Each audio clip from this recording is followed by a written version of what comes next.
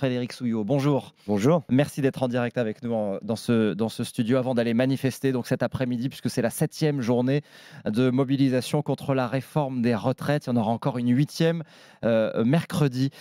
D'abord, ce chiffre qui nous a interpellés ce matin, sondage Elab pour BFM TV. Alors, il y a toujours 7 Français sur 10 qui sont opposés à la réforme, mais 78% des Français pensent qu'elle sera votée, qu'elle sera appliquée, et ce chiffre est en hausse de 14 points. Est-ce que vous pensez encore que le combat est gagnable ?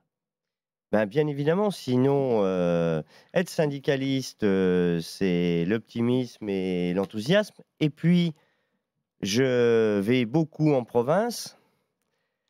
Sur les ronds-points, les zones industrielles, les équipes sont là et la mobilisation, elle est massive et déterminée. On n'a pas de sujet comme celui de la réforme des retraites. Aujourd'hui, il y a ce sondage, 94% des actifs sont contre. Donc, bien évidemment, on va pousser, continuer pour faire reculer ce gouvernement. Et on a des auditeurs ce matin qui nous disent oui, moi j'y vais, mais j'y crois plus, ou c'est la dernière fois que j'y vais, après ce sera terminé. On entend ce découragement, ou en tout cas cette résignation. Vous la ressentez aussi ? Quel est l'état des troupes aujourd'hui ? Ah ben, alors je vous l'ai montré hors antenne. L'état des troupes, il est massif et déterminé.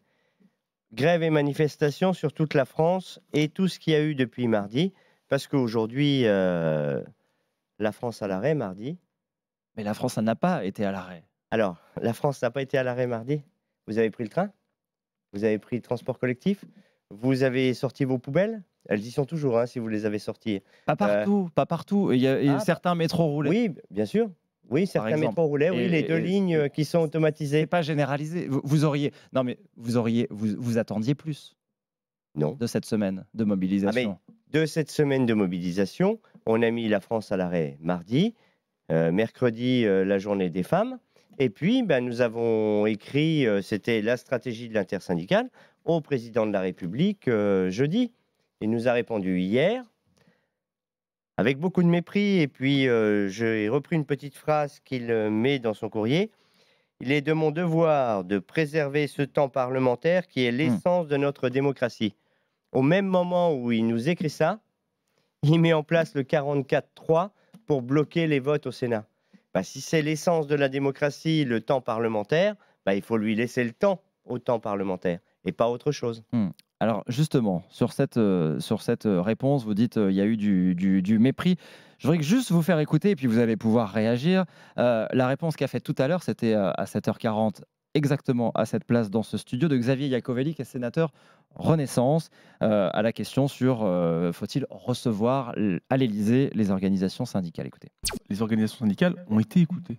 Elles sont écoutées. Elles continuent d'être écoutées par l'intermédiaire des parlementaires. Et c'est d'ailleurs pour ça qu'on fait notre travail, nous, ensuite, en tant que représentants de la nation, de voter et de modifier ce texte. Enfin, il n'y a pas que les 64 ans. Je vous rappelle que dans la réforme prévue, et grâce justement aux négociations, il y a 40% des Français qui n'auront pas besoin d'aller jusqu'à l'âge légal de la retraite, c'est-à-dire 64 ans, parce que justement, nous avons mis en place des mesures de pénibilité, de carrière longue, les mesures pour soutenir les carrières hachées, pour les femmes, pour les aidants. Il n'y a pas que les 64 ans, dit le sénateur Xavier Iacovelli, Frédéric Souillot.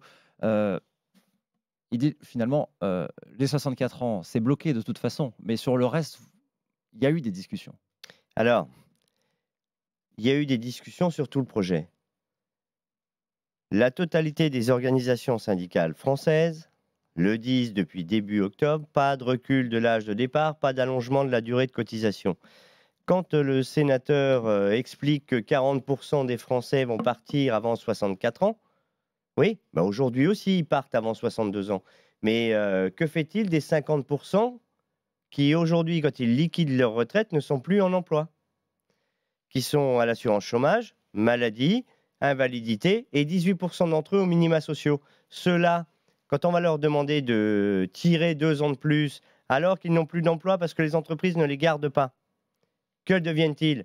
Au RSA, comme 18% d'entre eux, on va passer à 24% aux minima sociaux ou au RSA. Donc, si les parlementaires entendent les organisations syndicales, les citoyens et tout cela, ils n'auraient jamais dû voter l'article 7 qui recule l'âge de départ. Ils auraient dû dire au gouvernement, eh bien, on va bien sûr modifier votre projet, mais pas de recul de l'âge de départ, pas d'allongement de la durée de cotisation. Alors que faire? Que faut-il faire pour être entendu, Frédéric Souillot? On entend beaucoup cette question dans la bouche des dirigeants syndicaux ces derniers jours. Ben, que faut-il faire? Il faut mobiliser. Mais mobiliser, y compris par le blocage. Il faut aller jusqu'à des blocages? Donc des actions illégales? Bah alors, illégal, ça s'appelle un barrage filtrant. On vous distribue un tract, ça peut prendre du temps, ou un tracteur qui tombe en panne sur un rond-point en Lozère, comme on a pu le voir 2 fois cette semaine. Ça arrive.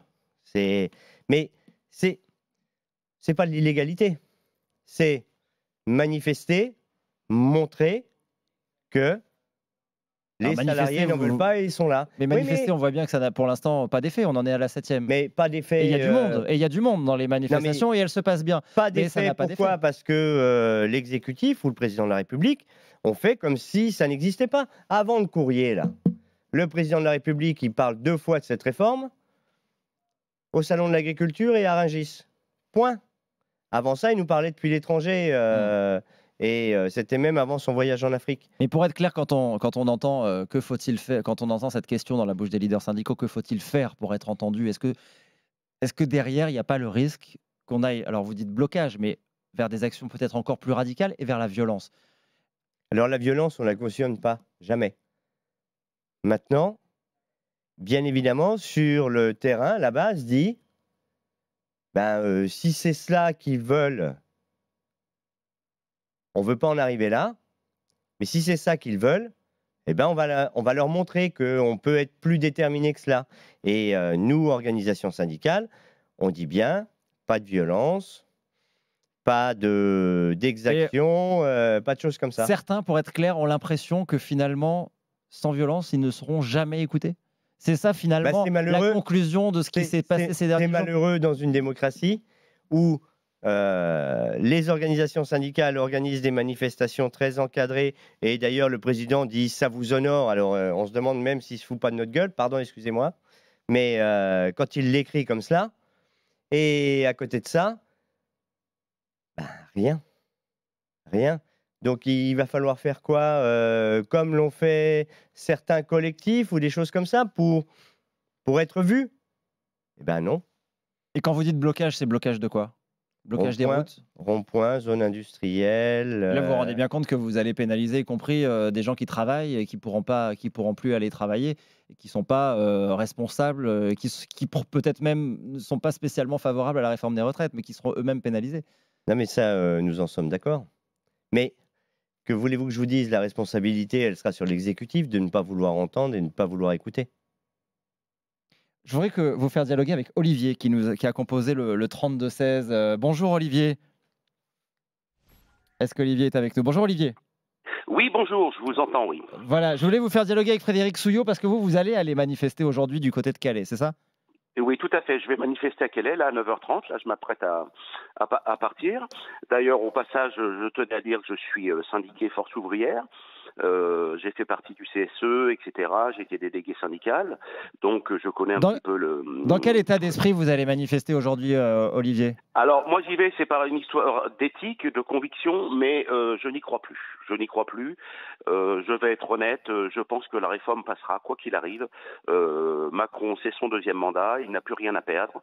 Et quand on voit comment agit l'exécutif, justement, la fin de non-recevoir, le courrier, de ne pas vouloir recevoir l'intersyndicale. Enfin, moi je suis ça quotidiennement.